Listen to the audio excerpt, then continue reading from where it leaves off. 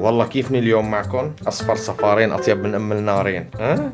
بالنسبة لك يا كريم عندي سؤال صغير. تفضل. بدي اياك تجاوبني عليه بكل صراحة. السؤال هو انت ايش رأيك بفلوجات الولادة؟ بكل صراحة وامانة، ايش نظرتك لألون؟ هلا شوف، بالنسبة لإلي فلوج الولادة بعتبره هو كتجربة حتى نعيش الفرحة، حتى نعرف شو شعور شخصين راحوا على المستشفى رجعوا 3. ايش هي يا معلم؟ ايه صح مزبوط معك حق. طيب هلا نحن يلي بنشوفه بفلوجات الولادة بالعادة انه زلمة وزلمته والمرة تبعيته، تمام؟ جوز وجوزة بروحوا على المستشفى او اي مكان او عند ام زكي، بروحوا 2 برجعوا 3، الله بطرح فيهم البركة برجعوا 3. حلوين. ولكن الشيء يعني كنا نحس على طول انه يصيبنا فضول، ولكن هذا الفضول نحس انه ما بيصير نعيشه، يلي هو يعني ايش بيصير بين الشوطين، تمام؟ يعني مثل المباراة تلاقي الشوط الاول بيصير الشوط الثاني، بين الشوطين بيطالعوا لنا اعلان، حلو؟ فنحن بنقعد نصفن اللعيبة ايش كونوا عم بيعملوا بين هدول الشوطين، ايش عم يحكوا. اليوم معنا مباراة ولكن حنشوف شو في بين الشوطين. متحمس. الله يرحم ايام وقت كنا نخجل كثير. عن جد. وحاليا معكم حماده وكريم للتربية والتعليم. حتى الخمرة يا ولد. الفيديو انها تستحق احتفالا. قبل ما يبلش هذا الفيديو ضروري جدا نوصل هذا الفيديو 30,000 لايك وتكتب كومنت كويس وتشترك بالقناة وترجع تشغل الفيديو. صحيح هو شغال. وطبعا نسينا نقول لكم انه نحن الفيديو الماضي كنا ترند. شكرا. اليوم معنا فلوج الولادة، فلوج ولادة بيبي حنا، ان شاء الله الف مبروك شروق ودكتور فود. نحن كثير اجانا رسائل انه عملوا ردة فعل على الموضوع، انه ايش في ليش رح نعمل ردة فعل على الموضوع. نحن ما شفنا الفيديو، حنشوفه معكم، ولكن هيك اجتنا طراطيش حكي انه فرجونا ايش بيصير بين الشوطين. خلينا نبلش. Get ready with me عشان نروح على الهوسبيتال. هنحط كونسيلر، نعمل هيك. كنت عم فكر تعلمي حبيبي منك لألا قبل الولادة لازم نعمل ميك اب، ضروري هذا الشيء. تروحي على الولادة مالك مغسلة وجهك الصبح ما بيمشي الحال، اعملي بوتيكير مونيكير، حطي مناكير هون على الخدود وروحي. رايحين نجيب الحنون ونجي نحن وياه على البيت لأول مرة. معنوياتنا كتير قوية مثل ما قلت لك. أنا حدي دكتور فود اجباري حتكون معنوياتك كتير قوية. ما شاء الله سالخت لك فول ميك اب هي ورايحة تولد. والله انا بتذكر كان في عندي ضرب ابرة، بدي اضرب ابرة، رحت عند الممرض يعني شكلي واحد مثل فايت بصدمة عصبية، تمام؟ قال لي الممرض، قال لي شو فيك؟ قلت له ما بعرف. قال لي رخي، قلت له ما بقدر. اعمل ميك اب ليش؟ ربنا حدك رح تخلفي بكل نعومة، يعني بكره وقت يجي حنا معقولة نصير هيك نحبه أكتر من بنحب بعض. هو محبته جزء من محبتنا، حبنا أكبر وبيشمل حبه. I love you. انا برأيي حلوه هاي اللقطة كثير من دكتور فود وشروق، انه عم بفرجي الناس انه نحن لازم هيك بيحكوا عن الطفل ومحبة الطفل اللي راح يكون جزء من محبتنا لحبه لإله، عرفتوا؟ اوكي لقطة حلوة انا حبيتها صراحة. كنترول اطلع لي فيها اغنية تامر حسني، حيبقى شبهي وشبهك هيد عمري وعمري. خايفانة شوي بس ما في، نحن ما في فزع، أنت قوية. مساء الخير. خايفان شوي بس والله امتلك ربع قوتة لهالمرة لاحتل العالم. جد والله ماني مستوعب. يلا بالليل وأمورك تمام. يمكن الصبح لا أقدر أوريك. هلا بتشوف. يلا. ايه هذا روح الكرسي. أول خطوة بيجوا بياخذوا لك ضغطك. كيف الضغط؟ ضغط بجنن كثير منيح. هلا شوفي، بما انه عندك دكتور فود بالبيت وبيعرف يطبخ فما في داعي تخافي على الضغط، بيرفع لك الضغط، قصدي يعني بيعرف يسوي اكل وهو بيحط له ملح زياده في الضغط ويضل عندك هيك مستقر، والسكر برضه نفس الشيء. ليك انا بالنسبة لي بلش ينشبع الفضول اللي جواتي بلش ينشبع. ليش؟ بلشت اشوف انه شو في جوا الغرفة، تمام؟ يعني خلونا نكمل هيئتنا يعني فايتين. فايتين فوتة مالنا قدها. غداي بدنا ننقل على الالتي، نفوت على غرفة الولادة، بدها تفحصك ونشوف نسمع الريتم تبعه للبيبي ونشوف مغصيتك ونشوف هول كلهم. هلا سؤال، ليه مغص؟ هذا مو اسمه طلق ولا نفس الشيء الشعور؟ اشتغلك بالشغلات يا ابني، هاي شغلات نسائيه. طب ايش شعور المغص؟ شعور الطلق ايش هو؟ خذ تفرج يا حماده. زلتيك عليه شوي مغصية، هيديك المشانة تبعها. سانشاين. يس. متحمسة للولادة؟ ايه عم ياخدوا مامة البيبي. انا بلشت اتوتر. انت بربي بلشت اتوتر. لا عادي، ليش توترت؟ ليه التوتر؟ ليه؟ ما في. والله عن جد انا بلشت اتوتر مدري ليش. ايش في؟ لا شوف في واحد ورا، تمام؟ شايفه؟ ايه مدري سوى شغله ما بعرف، صارت هي تصيح. شفت ايده، سحبت ايده في معه ابره بالظهر. يا لطيف يا لطيف.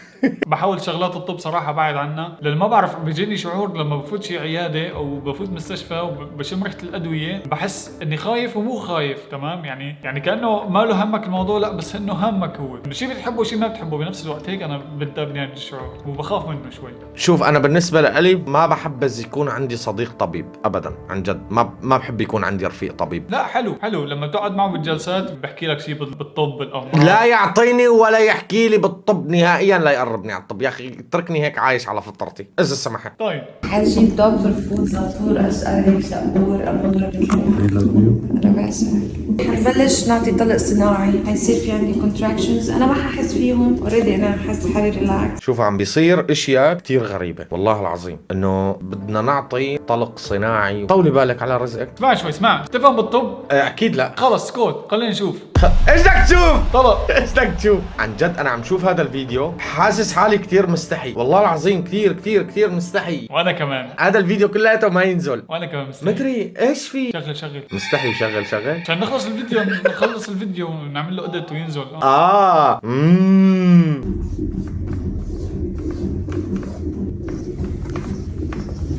يعني شي بيجي حنا بنحط له اسمه وين بالنص. شو هالحب يا دكتور فود؟ شو هالحب؟ الحب طبعا هيك غريب، عرفتوا غريب حلو هيك انه بغرفة العمليات تنكتب دكتور فود سانشين. حبيت الفكرة بكره. سانشاين ما بيأثر يعني انا حسستني اياها وينك صحن بسطة هيك. عادي مع ان اللغة الانجليزية فيري ماتش، يعني ليش هيك انت؟ فيري ماتش خود فيري يا اللي يهري عيونك الهي. بلشت أحس بضغط، بلشت الطلقات القوية. دكتور فود شو شعورك؟ اجمل شعور بالدنيا. كيف لك اجبر بدي يكون اجمل شعور بالدنيا؟ قاعد هيك ولا همك يعني، اللي عم ياكل العصي مو مثل اللي عم بعدها يعني. شو شعورك؟ ما شعوري شي والله عم بستنى البيبي بس تمام، ولكن اللي عم بياكل العصي مو مثل اللي عم بعدها لك. عن جد شو شعورك انت كريم؟ شعوري عم بستنى البيبي تبع دكتور فود. على فكرة ما حدا عنده شعور نهائيا، ولكن شوي مبسوطين انه بده يجي بيبي حنا. خلينا نشوف. يلا هلا بس ليطلع حنا ضل التاني على طول؟ ما معه مزح ابدا على الخالص يعني، بس اجى بيبي حنا من هون دغري. هلا هي سر كل شيء تمام، بس في بيبي تايم بس لا ما في بيبي. كريم انت شو بدك تجيب البيبي تبعك اول بيبي شلون؟ والله انا بفكر اجيب البيبي من طريق النورس هذيك، بيجي بحط لي اللقلق، بحط لي كيس فيه ولد صغير، عرفتوه مثل افلام كرتون. يا ريت هيك. 46 دقيقة. احنا 8 سنتيمتر على 10 حيولدوني، يعني بعد 2 سنتيمتر يعني اقل من ساعة. برجع بقول لك بدك تولدي مره ثانيه اعملي ميك اب، شوفي تعلموا من شروق. بدك تولدي اعملي ميك اب، هيك بينزل هيك كيف بدي لكم، بيجي الولد هيك مبسوط مكيف رواق، بلاقي امه هيك حلوه كتير وهي عامله ميك اب طبعا. ففكره حلوه تعلميها بنات، تعلموا. في شيء واقف هون يعني يمكن اذا حكيته بلعوا صبح علي ثاني نهار. بلعوا انت بتبلع انا بحكي تمام. نحن ذات نحن تقوم الزلم ونقعد نحن. هدي منقولي. بتجيب بيبي انت؟ عم تعفط لي. اوكي اي ساعة بتقول بنزل الحمام؟ حبيبي هيدا فايتر. I think بلشنا أولاد. أنا بعشقك والله. I love you. حركات الرومانسية انا بحبك وانا بعشقك والله. شهاني اشوفك عم تولد يا اخي. ومن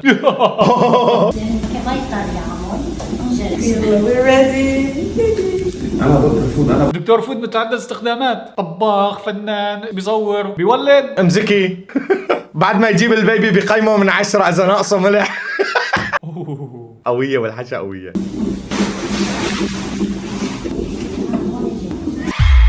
انا بحس انه لازم يعني خلص كفي الفيديو، كفي بيطلع له 10 دقائق هيك، خلص صرنا بالعشرة صح؟ 10 11. هلا هذا الفيديو اكيد موجود على يوتيوب، فرجيني انت شوفه اقرا. والله يوتيوب يا اخي. يمكن بالغلط سقط سهوا من المونتاج، بالغلط. عادي على فكرة احنا بتصير معنا اغلاط مونتاج، يعني كثير صايرة معنا اغلاط مونتاج، فخلينا نشوف. بس انت بريشر. يلا يا رب. يلا هيك انا اشوف هيك. يلا يلا all the way push all the way. امانه قولوا لي يلي عم بشوفه مو حقيقه. بشرفي صار ايدي وقف. 3 4 5 6 and push. يلا شروع. go. اوكي يلا push. يا جماعة بدي أحكي لكم موقف والله العظيم صار معنا أنا وكريم. الموقف يلي صار كنا عم نتفرج على باب الحارة أنا وكريم، وطلع مشهد لولادة زهرة بنت أبو خاطر، هي اللي كانت ما بتحكي. فطلع المشهد وهي وقت صارت تصرخ، يعني كانوا مصورينها هيك تمام، صارت تصرخ، أنا وكريم حطينا عيوننا بالأرض والله العظيم، حطينا عيوننا بالأرض، صرنا نطلع بعضنا وصرنا نضحك. للأمانة هو حط عينه بالأرض أنا رفعتهم عشان ما يصير في كذب. ليك هو عم بيزيد هذا الحس للكوميديا تمام. كذاب. اجت امي بالمقوله الشهيره تبعيتها في البيت، ورصاص في تمكن على المشاهد وقلبته. جد حاليا يعني انا كيف بدي اقول لكم بنات بكل امانه ما عاد عنا فضول نعرف عنكم اي شيء نهائيا. السوشيال ميديا كفت ووفت. نفس الشيء للشباب، استنى حتى الشباب يا اخي شو. لكن احنا عنا كتير امور غامضه ما بيعرفوها البنات وغير منتشره على السوشيال ميديا على فكره. ولكن هو صاير كيف بدي اقول لك انه البنات صايرين محور بهذا الموضوع، والكل عم بيسلط الضوء على هذا الموضوع. ليش؟ لانه بيجيب مشاهدات، لانه هذا الموضوع ترندنج على طول تمام. صح. ان كان المرضى الشهريه او الى اخره، كله بيسلط الضوء على هذا الموضوع لانه موضوع ترندنج وبيجيب مشاهدات. صراحه انا بحس هيك مواضيع ينحكى فيها قله حياه، لانه في دكاتره نسائيه يعني على فكره دكتورات نسائيات موجود. ولكن انا هذا اغرب شيء شفته بالسوشيال ميديا العربيه، انا هذا اغرب شيء شفته لحد الان بصراحه.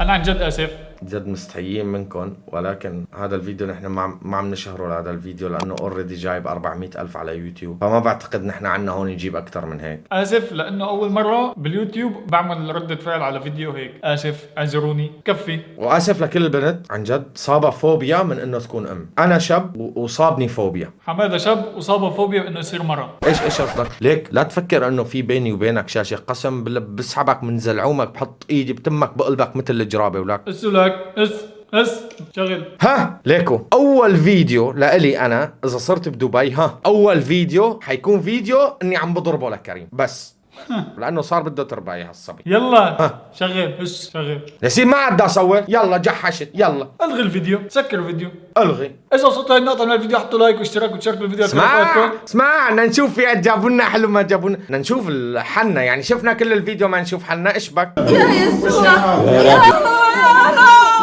يا بيبي يا ابني. مبروك.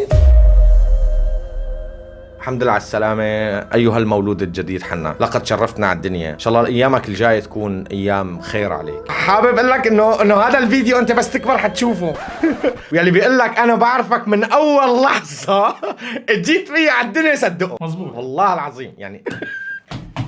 بحكيكم شغله يا جماعه، خلينا نحكي كلمه جد احسن من ساعه مزح. في كثير صارت قصص على السوشيال ميديا ما فيكم تنتقدوها، لانه الاشياء المثيره للجدل كل ما بتكتر على السوشيال ميديا بحسها كل ما بتصير عاده وتقاليد بالسوشيال ميديا ولازم تنعمل عادي. مثال على الموضوع، نحن من سنتين او اكثر تمام، سنتين ثلاثه لما بيطلع شيء فلوج ولاده او شيء، كان الموضوع كثير غريب تمام. اليوم انا بلاقيه بالسوشيال ميديا اقل من عادي يعني موضوع، عرفتوا؟ فكل ما عم حس في كثير شغلات عم تنتشر على السوشيال ميديا، فكل ما عم تنتشر هي الشغلات تمام وتتكرر، بغض النظر انه بس هي الاشخاص عم تتغير، ولكن الموضوع عم بيصير عادات تقاليد، يعني عم بيصير موضوع انه عادي. ليش تتضايق؟ عادي تحضره. ما بحس انه الموضوع قلب انتقاد على قد ما هو قلب انه مجرد ردة فعل مو اكثر. أنا بالنسبة لي لفلوجات الولادة عامة حلو كتير إنه أنتم مثلا كعائلة تشاركونا الأشياء الحلوة تمام، كسوشيال ميديا كمحتوى عائلي تشاركونا الأشياء الحلوة. ولكن لازم نفهم إنه في بحياتنا أشياء كتير خاصة ما بصير نشاركها مع أي حدا، أشياء بتخصنا لإلنا ما بصير حدا يشوفها. في أماكن بيقول لك مثلا إنه يا أخي إنه هو هيك بكل معتقد أو دين، في أشياء حلال ولكن الحياء هو اللي ما بيخلينا نعملها. يعني في أشياء حلال انه نعملها، ولكن حيائنا وخجلنا نحن ما بيخلينا نعملها لهي الاشياء. مثل هيك فلوج كان فينا بلا ما نفوت نحن على الغرفه لجوا. انا بحس الفوتة لهون على الغرفه يعني مثل اشياء بتنقص الانثى تمام، لانه ما بتطالع الانثى باجمل مظهر. ولكن الحمد لله كلياتنا فتنا، كلياتنا عرفنا شو ام زكي كانت تعمل تحت الشرشف، يا ريتنا ما عرفنا. انا اسف جدا، ولكن دكتور فود اذا عم تشوف هذا الفيديو ما له انتقاد لك، ولكن نصيحه مني لك بالفيديوهات الجايه اذا كان فلوج ولاده او شو ما كان الفيديو، لازم تخلي عنصر خاص فيك لك بالفيديو كاملا، وما تاخذ هذا الفيديو على انه هجوم او انتقاد لك، بالعكس خذه على محمل نصيحه. بالفلوج الولاده الجايه يا اخي صورنا انتم رايحين وانتم جيتوا عم تعملوا المحلاي ضمن المحتوى تبعكم، حلوين كثير هيك. ولا شو رايك كريم؟ بالضبط. بالنهايه ان شاء الله الف مبروك على البيبي حنا، هي مني انا حماده، وان شاء الله الف مبروك كمان على البيبي حنا، كمان مني انا كريم. واذا كمان كنت انت عم تتابع هذا الفيديو لا تنسى تحط لايك واشتراك وتشارك الفيديو لكل رفقاتك، وكمان لا تنسوا تتابعونا على حساباتنا على الانستغرام رح يطلعوا هون او بتشوفوهم وين؟ تحت بالوصف. واذا عندك حساب على سناب شات تعالوا تابعوني، ترى حسابي القديم طار، كل اللي طاروا حساباتنا وقفتوا جنبه، تعالوا تابعوني على حسابي وتلاقوا الرابط تحت بالوصف. ولا تنسوا كمان تتابعونا على باقي مواصل تواقع اجتماعي كمان رح تلاقوها تحت بالوصف. بتشوفونا كالعاده في فيديوهات جديده ان شاء الله، وبنحبكم كثير. سلام. اولا على اخرا، مهما ضاقت فيك السبل لا تروح لهذا السبيل حتى تجيب مشاهدات. سلام.